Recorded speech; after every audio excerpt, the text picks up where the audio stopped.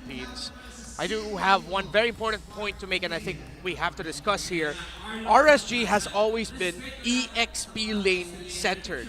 Their gameplay, their drafting, their rotations, the presence of Nats in the draft and in the game greatly affected how RSG plays. So it's not crazy to say there's a lot of pressure on the hands of Nibor and the EXP lane, because if you're RSG, you're not going to completely change the system because one of your players is new. You're going to adapt it a bit, but you're going to stick to what you're true to. Again, I'm just going to put myself in the shoes of this young XP laner making his debut today. He's going to remember this day, much like the day he first learned how to ride a bike, the day he's going to get married, the day that his son is going to get born, his daughter, the day he debuts. And if he wins here tonight, oh, it's going to be a statement for the rest of the world because the world is watching. This is the home of champions. And if RSG win against the new barangay here with a new XP laner, oh, quaking in their boots, everybody. Yep, a living testament that could be framed in a wall if that happens. That's very true. I mean, that's what we usually do with memories. You want to put them up in the wall. Yep. And as we look at the wall of the bans we have right now, Arlot, Navaria, and Joy get taken out by Coach Panda. So knowing Aqua, they're going to be going for a backline-focused type of lineup with the range and poke that Aqua likes to deliver usually. For Amos, Gwyn, and Matilda gone. So this first pick? The lawn's open. The lawn's open! Sorry, the what? Nolan! Nolan! Oh yeah, Nolan! Oh, that's how you guys do it. Nolan. Nolan. Did they first pick Nolan? Because they can. Yeah, be. completely. They really can because without the presence of There we go. without the presence of the Arlot and the Navaria, this is a Nolan free reign early game. Yeah. Changrok M doing work. I'm thinking the instant response would be, oh, I wish I said it right away. I wish I just blurted out Harith. Just pick up the Harith there, and they are going to pick up the Ruby, of course, because when you're up against a Nolan and you're on the red side, one of the automatic first two picks on the red side is to go for the Ruby. Quick stats, though, Demon Cat is the MPL PH Season 8 Rookie of the Season, while Matt is the PH Season 12 Rookie of the Season. These two young athletes are no stranger to pressure. In the very season that they made a debut on the big stage with the eyes of the world on their screens, watching and scrutinizing the performance, they said, you know what, I'm new here, but I'm at home. This is how we do it. And again, it's just a matter of time before Matt becomes a champion. Oh, yeah. I'm going to say it now. That's not a hot take. That's not a hot take. That's realistic. That is possibility. That is realistic. Sir Matt, do it from me. Yep. From rookies to seasoned players, this is what MPL Philippines is honing these players to be. So the Harith and the Ruby, the first two picks, also the response with the Minotaur. This has been going from day number one, and from MDL, we have the Vexana and we have the Minotaur. The return of this hero is a threat to everybody right now. Yeah, and the fact that you pick up the Minotaur up against heroes such as the Ruby and the Harith, it's simple really. You want them to try and force out their dashes, just trying to avoid using, trying to avoid them getting caught within the ultimate of the Minotaur. And of course, the Vexana is, again, one of the best mid laners right now, and you do not want to go up against a lineup that has a Vex, Ruby, and Harith. So it's a prio, and at the same time a steal. I can imagine exactly how RSG is looking to do this, and how OMG might be responding. I like this pickup. Again, can confirm this is going to be a Lilia with a Purify, because you're staring down a big Eternal Guard, you're staring down the Minoan Fury, and from here on, the remaining picks for RSG are going to be little, how do I say, little garnishes, just ways to keep the opponents where you need them to be to get these big ticket ults so that Demon Kite can do some cleanup. Yeah, that's one thing that we need also to focus on. Yeah, the Lilia, I was thinking kind of like a Faramis as well. But I think there's one thing to hold where the middle lane could actually not be in both sides to get busy. Yeah. Where they cannot be. Yeah. I guess it's important also to note where they won't be, which means both teams have to invest in vision. I'm wondering where else vision can come from. Again, we already see the roamers, essentially. How do you like XP Lane Ruby these days? It's okay for me. Rome still seems to be the best place to put it in. It's not so fetch for me, man. Really? You're more for XP lane Ruby? No. Rome. I'm saying Rome, I don't yeah, like XP Ruby. Really? I'm with okay. XP Ruby nowadays. I'm okay with it. I'm not completely against it. You just need to build around it really well, because it takes a while for her to join in the fights. Her wave clear is like okay, but compared to the wave clear speed of other EXP laners, you won't feel her as much in certain portions of the game. Now, looking at the lineup, and I'm really glad that RSG actually took out the Martis here, because the point I wanted to make was that Omega's lineup, if you have on Harith and then it's paired up with the Ruby and Lilia. They want to pick up a jungler that can go invade, play aggressive. So I wouldn't be surprised if Sir Matt and Omega are thinking about maybe picking up the Barretts, if not that, the Fredrin, so that they can have someone fronting, get vision, maybe invade if they can, because they're up against an assassin So jungler. more on the utility. How about taking Exactly. about an assassin pick? How about Elancy There's no here? assassins left. There's The only valid assassin here is Nolan or or Fanny. Or Fanny for Sir Matt. Give some space for Could be. the assassin. But I like the box better. I like. Yeah, you box. mentioned the Barats. You mentioned the Fred. I like the box. Yeah. Someone who can go like that. And the fact that they're taking away a carry and a Uh-huh. Nathan, that means that's where they're leaning to. It's the Fred or the box. Yeah, Fred or the backs. Well, one of those two. Someone tanky, and they're going to be invading, because that's how you like to play. If you have a Harith gold lane, you want your middle three to be able to invade and be aggressive so that your Harith is just free reign. Yeah. The gold lane right now of Omega is just really shining, and to focus on the bans here of RSG Philippines with the Mortis here, they're just trying to trim down the choices of jungler heroes of Smart Omega. They have taken on the Mortis, could be still the Box or even the Fredrin. Yeah, they're it's gonna one or the choose- other. The box, the Fred, or the Barats. Yeah. And then they kind of allow the rest. Yeah. It's just them, I feel like, also trying to decide what they're going to go for here. They take out the Grok instead. I think they were... They were probably thinking the Ruby was going to go XP and then the Grok would go Roam, or vice versa. We have seen that in other tournaments recently. So if I'm Omega, go ahead and pick up your jungler now. You can save your EXP potential Roam. Again, that could still be a flex Ruby for later. That could still be a good hold. That could be a good option for Smart Omega. Good thing they pointed that out, because right now they need to have this balance on how to even protect this Harith for having a good amount of dance in team fights. That's what you call information economy. Yeah. You allow for your opponent to keep guessing, even if it's safe to pick up the jungler anyways. That's exactly what you do, because you keep them on their toes up to the very last pick. One of the few strengths Red Side has. Yeah. Info Eco. And the fact that you have they're going to go to Tigreal, so it's going to be an Exactly. XP lane Ruby. Oh. The thing here, though, is Oh. RSG would be more inclined to pick up something like Brody Bruno, someone with those chunky but not too fast attack speed type of gold laners, because they don't really have the backline access for Omega for them. So then it's going to be a lot of room. They just need a much tankier EXP laner as well. But catch on the Harith is quite lacking. I'd want to see them with an EXP laner with a bit more control. They can go petrify Yu Zhong if they feel like it. Or how about a Lapu? Lapu, quite difficult to land the land shaker. He'll be with chasing. it. He'll be chasing, yeah. It'll be a very reactive play style. So I'm wondering what Nibor brings to the table, because again, it's a relatively blank slate for me. Tabula rasa. I have very mid expectations. I don't want to put too much on the young man's shoulders. There it is. The glue. Yeah, A better the Bruno option. Too, but then the glue is, I wish I mentioned it, because we saw it in other tournaments as well, where up against a Harith and you don't really want to go for a diving EXP laner. You need a little bit more control. You pick up the glue to help control all the zones that the Harith can dash through. Whoa, But Omega with a high loss. Hold up. Okay. Jungle Hylos? It looks like it, yeah. That is a quick way to clear a jungle if they're going to go with that route. They are I playing don't with know a where bot, this man. The Hylos is biggest going, bot. and he's going to the jungle. Yep, definitely gonna be there. Let's see what happens. You see there the Tigreal already getting information for Omega, and now it's gonna be slow. No clear invades just yet. The first invade might actually happen around the first turtle. Good control as well. So this is probably just the vision game that Light has an advantage against this Tigreal. This is the one thing that you need to do as a Tigreal. How will you actually have that perfect check bush or give vision? Because that was the thing that he wanted to answer. Light has more advantage in getting vision in early game. Yep, also has solid re-engage. Again, the motivation roar helps keep them going. Minotaur doesn't need mana. Yeah, and now as we look at our emblems, I really want to see what the Hylos is on. Toughness, of course. Electro Flash, interesting, but then a bit more movement speed there as well.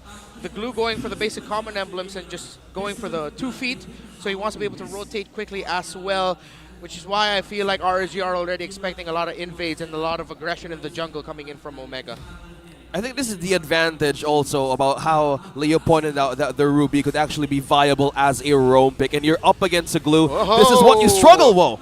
DK and Kusei pushing back west, putting him at half health. You're seeing now in play the new adjustment in the patch. 35% now, the damage reduction underneath tier 1 gold. Yeah. So RNG will have to be more calculated if they want to go for those ganks there.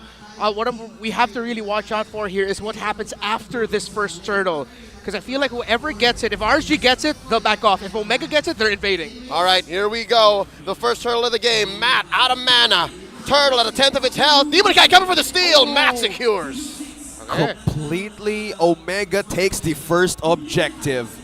Yeah. That was a quick one, I say. Yeah, and Omega made the right call there. The timers on the purple buff wasn't quite close enough to go for an invade. If they forced an invade, it would have been quite costly there for Omega, so they backed off and just go for slow rotation. So slow and steady is what's happening here so far, but we also have to watch out potentially if Light and Marked, along with their mid laners, will try to pull the trigger on a surprise play and pick off. Well, speaking of surprise play and pickoffs, this is the advantage maybe of having the high-lows in team fights. Combine the power of movement speeds a lot for Smart Omega right now. Is an advantage such as this. Another visit though. Here we go. Matt gets caught in that little corridor, dropping the ult already. Demon Kite backing out, knocking Nibor up. Split away. No dice. Marked used that flicker. Was trying to get something now, but kind of missed the chance. Yeah, Demon Kite was able to dash away just in time. Out of trouble. One more time. Minoan Fury knocking up Matt. And that last jump in, the desperation stomp, securing that kill. Aqua for the first blood. RSG now just with in-time responses against Omega's early game visits. That's what to expect when it's a slow start. It's going to be up to the roamers and with their mid laners to find an opportunity. Light and Aqua, that big Minoan Fury coming in from Light, starting things off here for RSG. So now let's see who will be going into the first major rotation into the gold lane to disrupt. It's RSG to try and disrupt West. Yes, you need to stop the Harith, or at least make it uncomfortable for him to farm up. Yep, pressure on the gold lane. Probably putting more weight on West here. Yeah. Didn't get any kills yet, but this is just completely RSG doing their work. Yeah, Aqua's first item, actually the glowing wand. He needed to build that considering that he's up against really tanky presences there, tanky front line, and that's a trend that we've been seeing lately. Glowing wand, sort of like the magic demon hunter sword to pick up. Well, speaking of which, second objective is up. Matt on low mana. Nibor in the position. But I love where Kusei's Demon Guy is heading right now. Look And like here's about to the start. collapse. The Glorious Pathway keeping him up. The EG dropping him. One Minoan Fury. It's like a jumpy house up in here. 2 down for Omega. And RSG go for the turn. Taking down Ryle. Lewis walking away. Ryle survives via the black shoes. Run, Ryle, run. Another jump in by Light. Down goes Ryle. Whoa. Demon Kite finds one in the back. Kusei secures underneath tier 2. Just like that. The Raiders find more. The main difference between the two mid laners, Aqua has a great control ability in that knockup.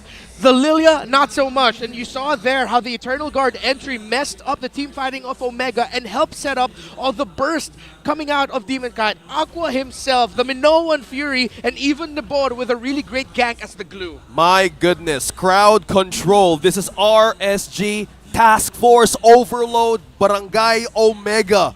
How will you use it at the right moment on those kinds of team fights? OMG right now are super Purify reliant. Like, they super need the Purify to get out of anything. And now I think they have to accept the fact that they're going to play on the defense until they're ready, until there's farm on West.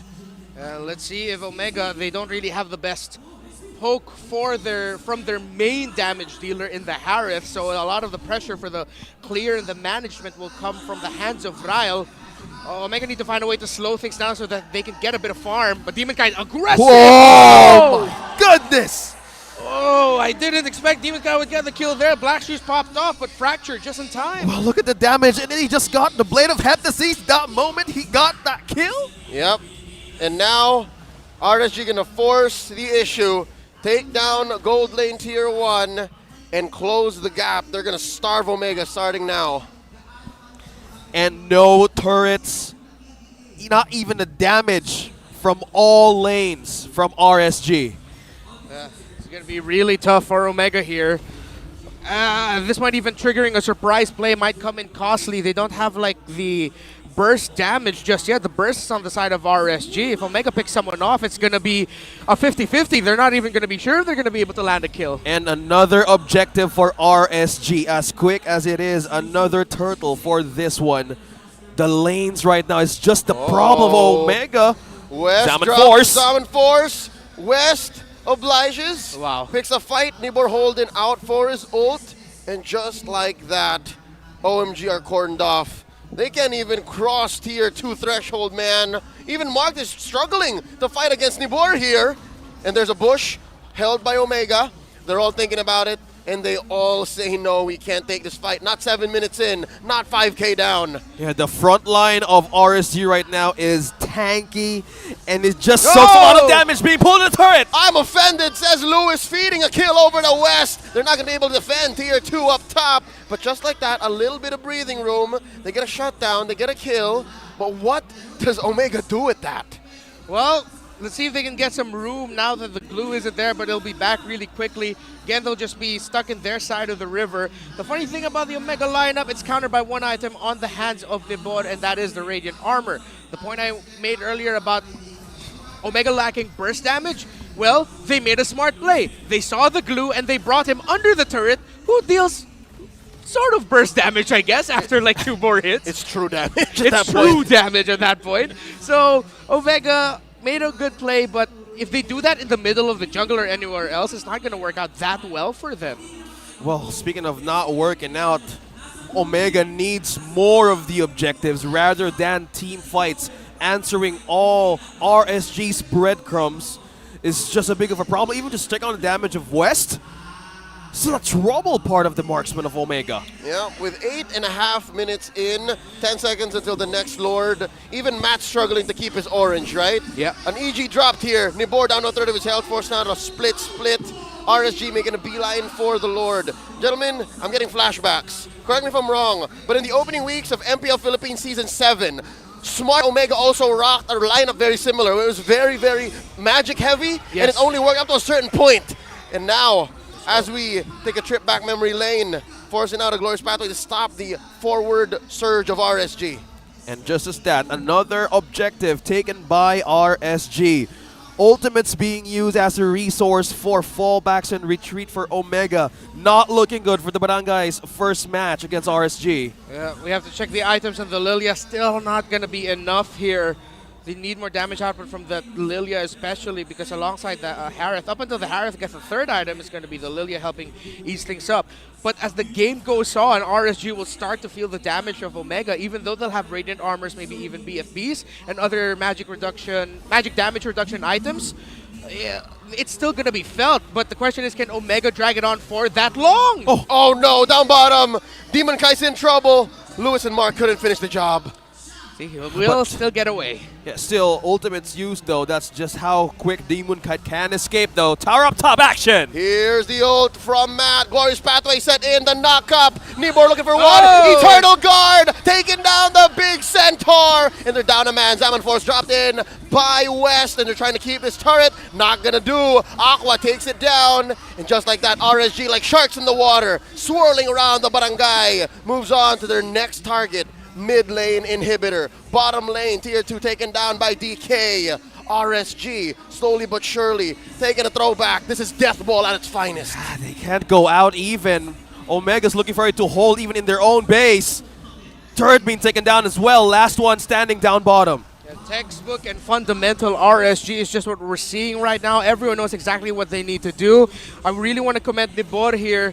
The biggest question mark heading into this game for RSGPH, but he's doing his job really well. He's helping Light get vision. He's staying aggressive. He knows sometime in some positionings, he's the primary roamer and vision getter, and that's exactly what he's been doing. As members of Omega try to take him down, they're just getting information, then Light will come in with a good Minoan Fury. Comparing, look at that, 5,000 gold deficit, close to it, between the two junglers, just to prove how hungry RSG has been. Oh, Nibor forced out the glorious pathway out of Matt.